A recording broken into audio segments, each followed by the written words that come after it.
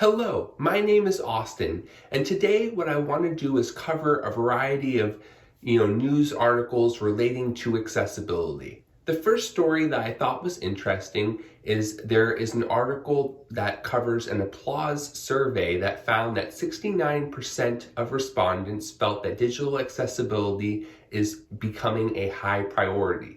Only roughly a third of respondents reported that their website is currently accessible. I think what this shows is that there is a growing shift toward accessibility becoming more of a priority. Hopefully, more websites will become accessible in the future.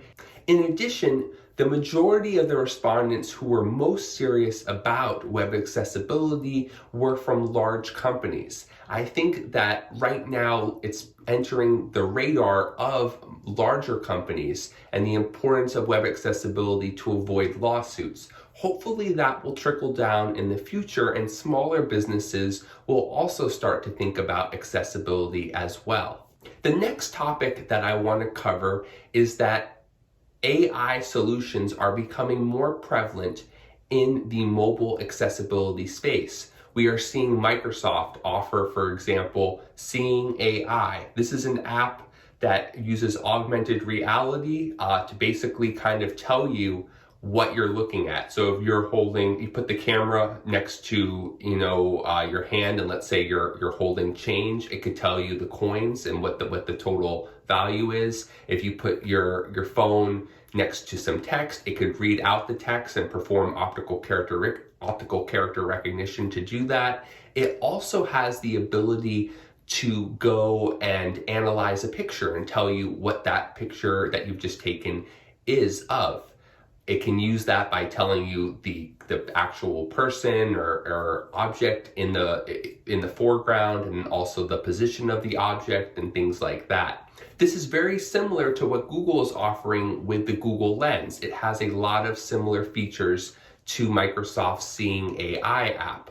You also have Apple releasing their new operating system soon for their iPhones, which will include live text, which basically is optical character recognition for any picture that is taken, and using its voice-over screen reading software to basically read out what the image is or what text is included in the image. So it's very similar to what Microsoft and Google are offering as well. I think that this space is just really interesting because it shows that the AI has a lot of potential to help people with disabilities, particularly vision loss, to be able to see what's going on around them, to have a lot of access to different things. Also, Google recently with their Maps update, including things like crosswalks and stuff, I thought that was a great accessibility addition. So I really feel like there is just a lot of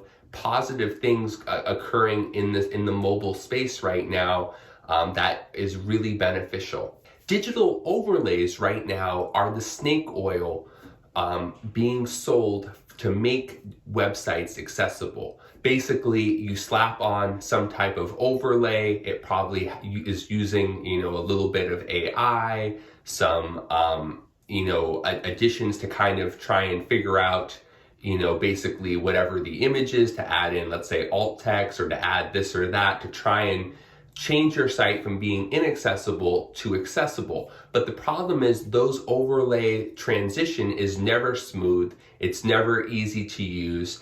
And one of the big companies, Accessibility, recently was banned from the National Federation of the Blind's major conference. They were not allowed to join and show their technology. And there's been growing dissent toward Accessibility and other overlay products because they are just not helpful in the space. They present this item of the overlay as being, you buy this overlay, now your website's accessible, and you don't have to worry, no lawsuits for you. But that's not really true. You still need to put work toward accessibility, and the overlay is basically a band-aid that in some situations, depending on how poorly it's implemented, can make things even a lot worse.